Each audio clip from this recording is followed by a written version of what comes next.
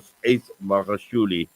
The key question here is, will Cyril Ramaphosa succeed in getting Magashule to step aside amidst the corruption charges? Professor Sethulego, good morning to you, sir. Welcome to the show. Yeah, good morning, Inayat, and good morning to your wonderful listeners. Right, Prof. Let's talk about the NEC, and obviously the conference started yesterday, and the critical questions here have been: will Ace Magashule step down? And we've also learned about the ANC NEC discussing legal advice in dealing with corruption of accused members. No, my prediction is definitely come after Tuesday. Ace Magashule will still be in his position as Secretary General of the African National Congress because I think the ANC have outsourced the whole issue of accountability and taking action against its own members. It's too late. 100 and so odd years, they're still battling with a very basic, universal issue, which is to deal with disciplinary issues. Well, it does appear as if there are issues because I think at the end of the day, we know that there have been lines that have been drawn between the factions within the ANC. But for some reason or the other, they all seem to be dependent on each other, and also in terms of being indecisive. This is a critical question as to why the ANC cannot be decisive enough when it comes to dealing with serious matters like, for instance, corruption. No, as I've indicated, the ANC has for many years left this to the public to decide whether their leaders are wrong or even their members. We've seen, with each conference of the African National Congress, internally elected conferences, how different factions, whether it is at branch level, will use violence to try and make a point, and no action has been taken against. We've seen in the province of KwaZulu-Natal how many cadres of the movement have lost their life in the name of politics. And coming back to the ANC issue here, you are talking about people who are fighting back. It's almost their entire life depends on how they will deal with this internally. And I'm referring now to the Secretary General, the former president, and some of their cheerleaders like the MKVA. And I'm going to mention names not to compromise the radio. But if you've seen people like the former Premier of Northwest, Carl Niehaus, in as much as they come out and say they want to rid the party of people who are anti certain people, but they themselves, they never send the message. I've never seen them coming out and say, we are going to support our president on the issue of corruption. And it's issues like this. It seems as if people respond to issues within the party depending on whether they affect them. And I still want to see what's going to happen with the Secretary General, because we're sitting with a huge problem. There's a huge likelihood that he will become the next president of the ANC. But let alone, how is he going to ensure that there's discipline in the branches if he himself does not want to subject himself? Why legal opinions? I don't say Ace Magashule should step aside, but at least you can't face criminal charges, and yet the organization does not instill disciplinary actions, internal disciplinary actions. We, the public, we can't jump the gun and say will be the outcome of that. But at least the ANC needs to do that, and not this kangaroo things of now going to NEC meetings and going to decide the fate of individuals. Also, Prof, when one looks at this showdown between Ace Magashule and President Cyril Ramaphosa, and analysts are talking about a showdown, they're talking about a battle of legal opinions, and suddenly legal views are starting to feature more prominently.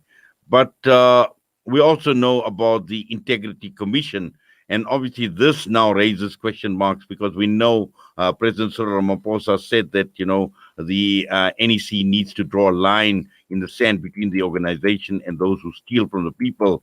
And this whole question surrounding the Integrity Commission and people need to resign from leadership positions and face disciplinary action. And the key question here is now we're talking about legal, but on the other hand, they have had structures obviously to deal with the situation, like, for instance, the Integrity Commission. Yeah, well, you've got an integrity committee, but they are part of the battle.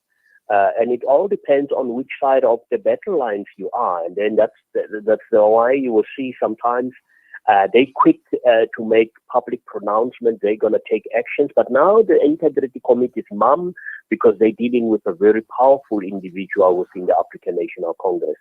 And that's where the problem is. Discipline needs to be, or the disciplinary processes of the African National Congress should be utilized irrespective irrespective of the position of the individual. And that's where the problem. Yes, it's definitely, for me, actually, it's now where the whole issue of the Cyril Ramaphosa versus Nkosazana Zuma camps are coming head on your so-called Jacob Zuma camp. It's now really indicative that they are coming head on, let alone the disciplinary or the criminal charges against Ace Magashule. There's people in the ANC who will never see fault within the Secretary General and other people. I mean, and that's where the problem is. You don't support the ideals, you don't support the ideologies, the plans of the organization, you support the individual. And that's where the problem is within the African National Congress. Yes. Now, also, I know we've heard of Ace Magashule saying that he will not stand down unless the party's branches instruct him to stand down. And we're obviously going to see him a lot more defiant. But just in the face of public opinion on this matter, and we know the eyes of the country, the ANC membership, the branches, in fact, all eyes are on the NEC and to look at the outcomes, just as far as public opinion is concerned, and looking at the reaction or how likely the public is going to react to the situation that the ANC finds themselves in. No, the public is divided. You've seen with the support that Ace Magashule have received, and you will yet be some people talking about, but action needs to be taken against others as well.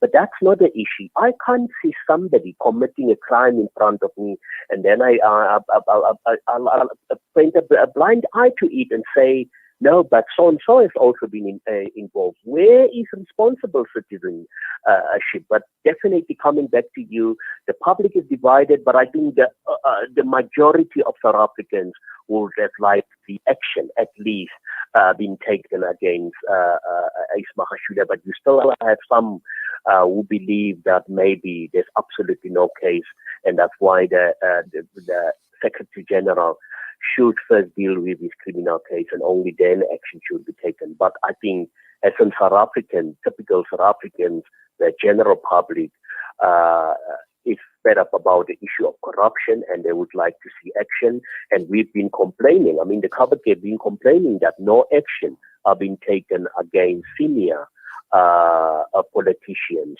And we don't say an example should be made, but he has a criminal case to answer.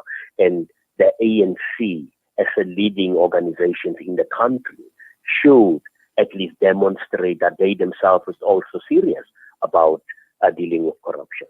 Professor, does President Cyril Ramaphosa have what it takes to do something about this and to be a lot more decisive and a lot more firm when it comes to dealing with matters like these? No, I think the leadership acumen from a political point of view of Cyril Ramaphosa has regressed. It has gone backward. I had great respect. He was my second president after Nelson Mandela, even way before Thabo Mbeki. But something happened, I think, and that is the organization is bigger, too big. and corruption and lack of accountability has it's been so entrenched within the African National Congress that with his slight that majority that he has within the African National Congress, he is not capable of dealing with that. I've got great respect for him. I admire him, but I think he himself also has been strangled by this infight within the ANC. The ANC is as it's, I don't know, some people say there's unity. There's absolutely no unity within the African National Congress. And just finally, going forward, and obviously this raises huge question marks about leadership and the future of the party, the future of the government, the future of the country, because if reservations are now being expressed against Cyril Ramaphosa, who many supposedly thought, would be the best for the country, I shudder to think what's going to happen in the future, Prof. Yeah, no, we've got a long way to hold. And let me just hasten to say, look, he's done extremely well. I mean, for the very first time, I've never thought that action will be taken against corruption to the extent that we've seen now. So at least there are pockets of excellence. But sometimes diplomacy does not work. There is a right way and there's a wrong way. And then you can't forever try to take the middle road when you're supposed to take a stance against this to say, I am leading the African National Congress. I will not allow this thing. Take it head on. He's got nothing to lose. He's made his millions or billions, and I don't just know. And the danger is I still don't know whether he will get a second, term. And that's where the problem comes in. He should have done the best for the sake of the country. But the future looks gloomy if we're going to get a president coming out of this camp which is preaching the so-called radical economic transformation, which in actual fact means that they should radically, fill their pockets. And because this is what I understand by that, I haven't seen any radical economic emancipation of the general public in South Africa.